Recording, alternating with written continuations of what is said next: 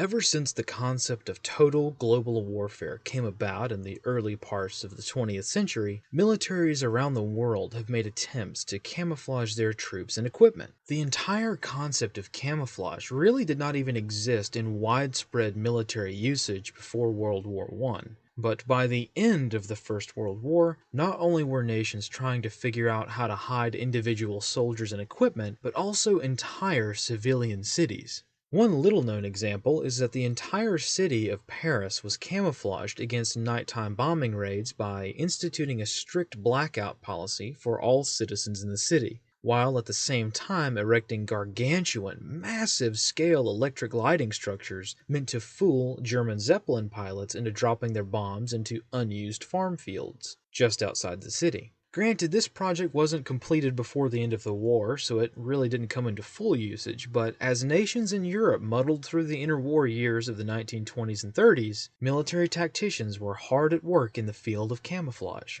Jumping forward just a bit, the US and other Commonwealth nations that saw service in the Middle East and Southeast Asia learned quite a few lessons the hard way as well. The US was entering a new phase of warfare, urban, close-quarters fighting where the camouflage tactics of old were all but useless. An adversary with little to no aerial combat power, an environment that is heavily urbanized, and with a populace that knows the terrain and isn't particularly friendly towards the US invasion, this is the story from Hue City to Baghdad to Arnhem to Seoul, and every conflict in between. The US military has learned almost all of its lessons the hard way, and has most certainly gained more collective combat experience over the past century than any other military before it. The current vast and widespread U.S. doctrine of military operations in urban terrain is most certainly a major part of all military operations today. However, when it comes to camouflage, very few militaries around the world have actually figured out how to camouflage men and equipment in the urban environment.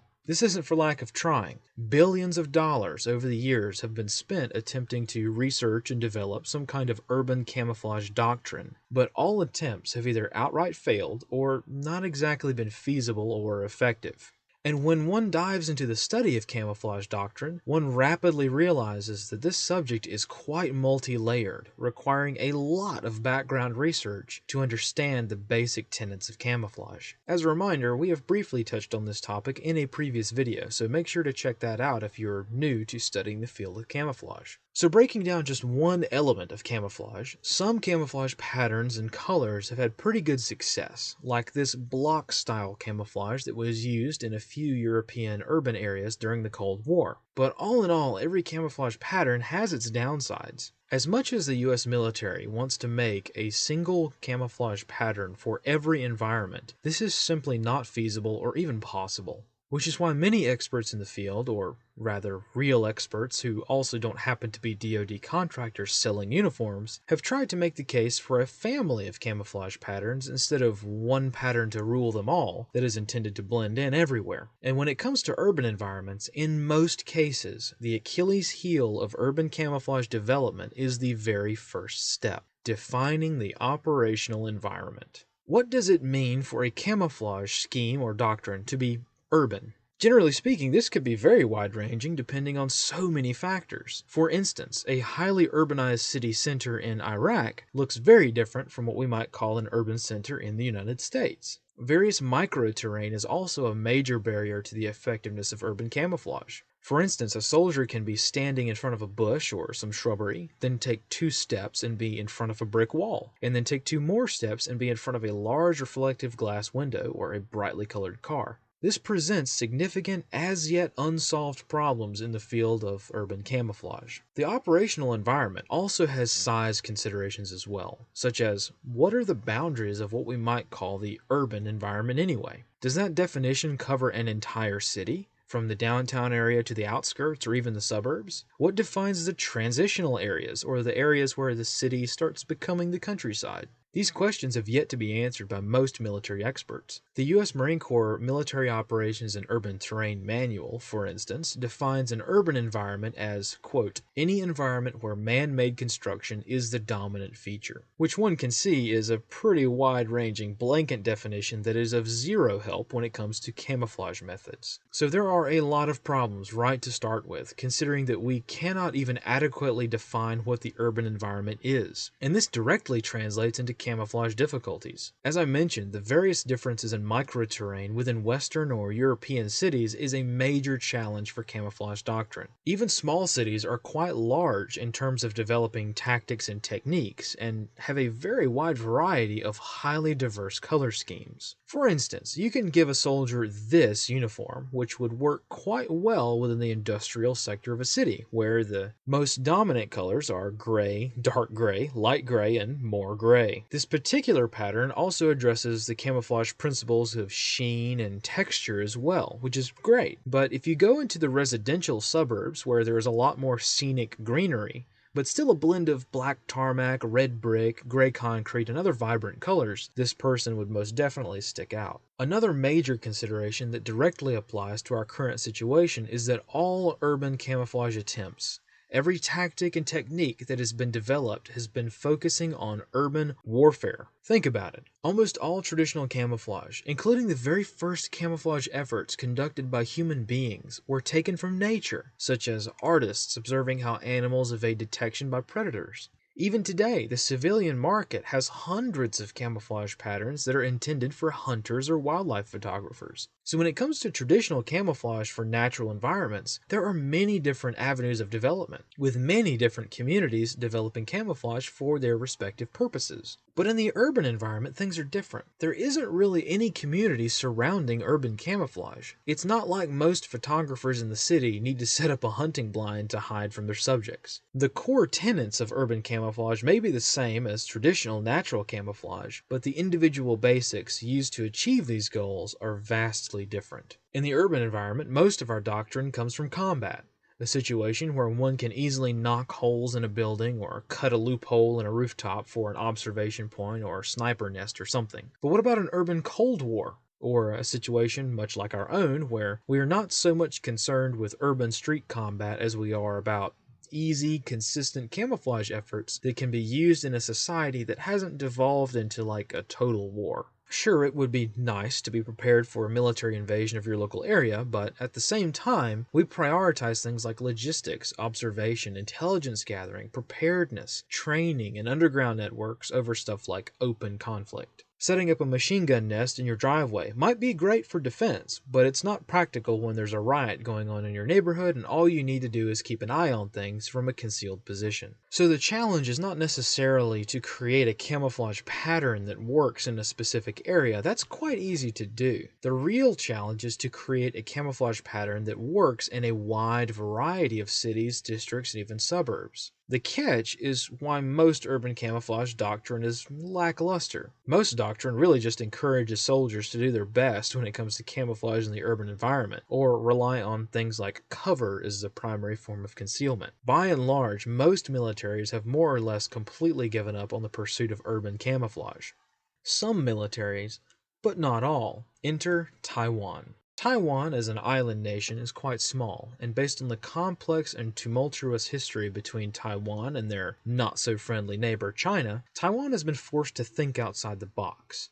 As one might imagine, Taiwan's military is minuscule compared to the billion-person fighting force that China can bring to muster. So when it comes to defending Taiwan against the always pressing threat of invasion, the Taiwanese military has always had to rely on brainpower to even the odds against a far more numerically superior invasion force. And one of the ways that they have done so is by becoming pioneers in the field of urban camouflage. Rather than adhere to the normal traditions of camouflage, some Taiwanese armored divisions have been observed to disguise their equipment in unique ways. In this case, this vehicle is disguised as a crane or some other construction equipment. This specific tactic is drawing on the doctrine of mimicry, which itself is directly taken from nature. Bugs and other animals that don't even try to camouflage their existence, but fully show themselves to an adversary, but pretending to be something that they are not. In this case, this CM-34 infantry fighting vehicle is disguised as a harmless construction crane, which is an extremely common sight among the urban landscape of Taipei, and most certainly not directly threatening.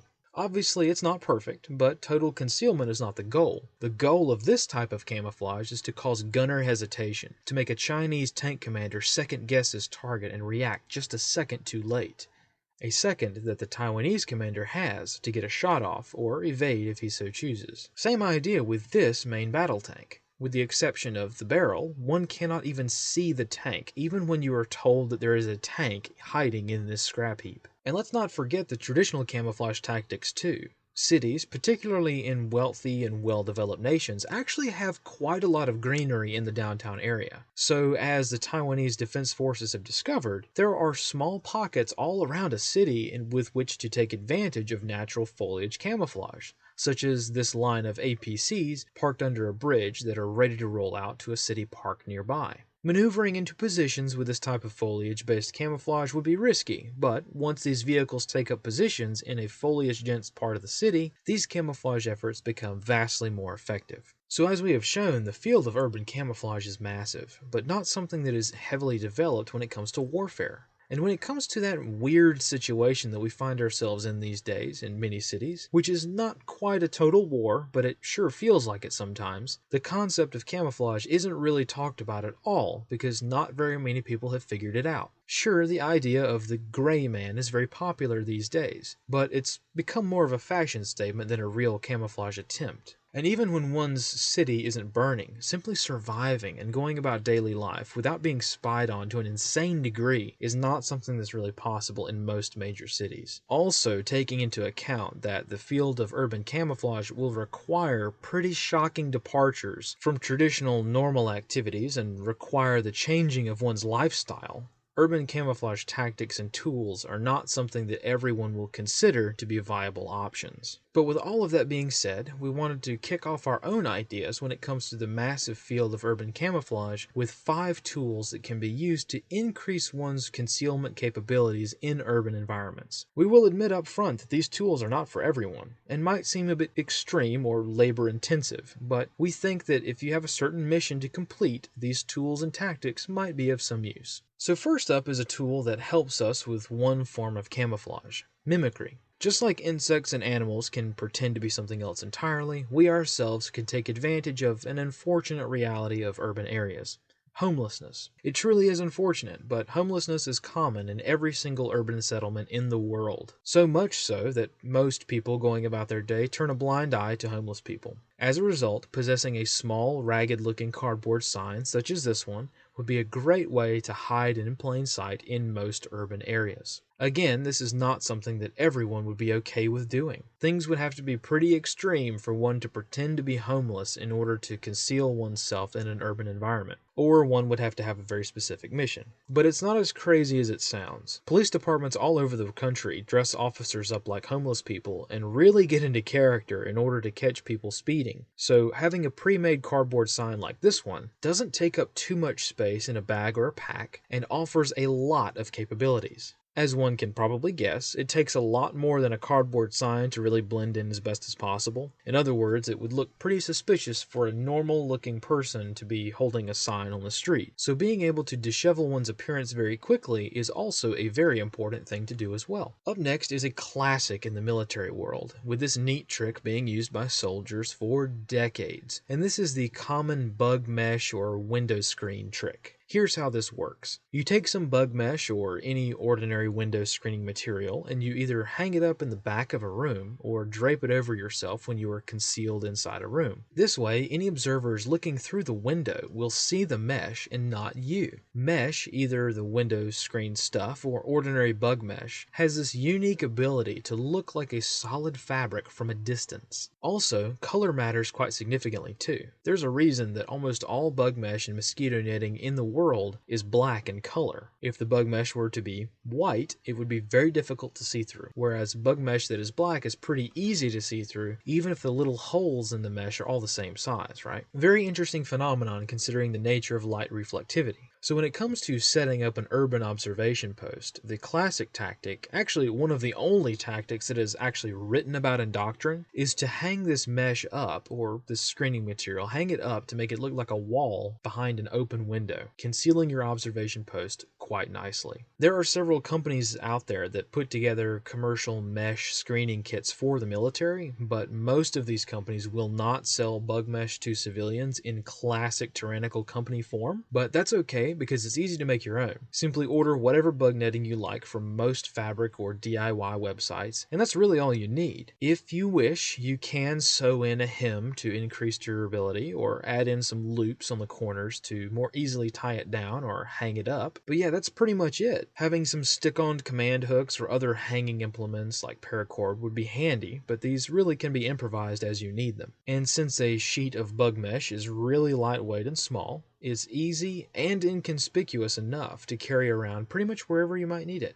We don't mean to knock religion or anything, but one of the most annoying things that a person can experience is a person standing on a street corner handing out religious texts.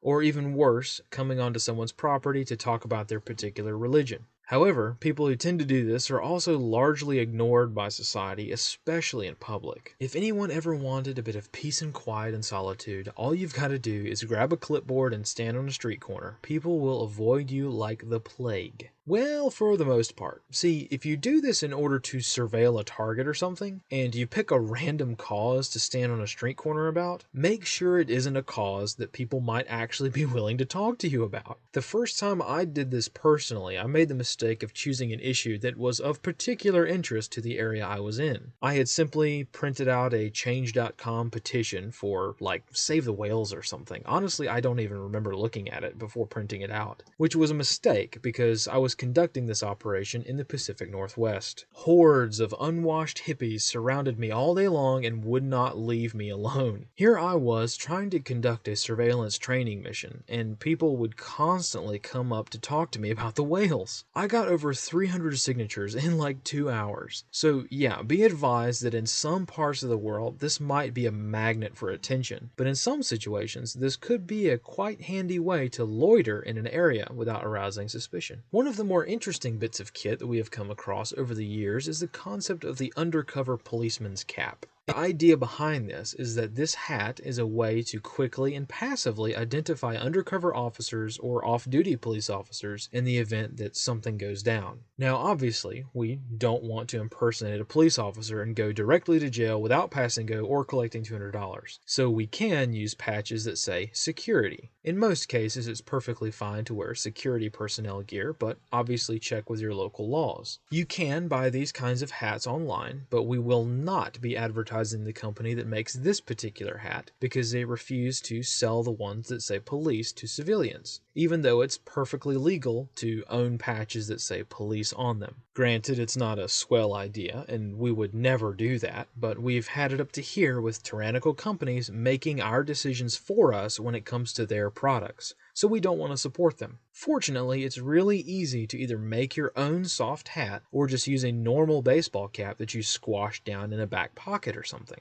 When it comes to potential uses for a hat like this, the intended usage is pretty much the same as everywhere else in the world.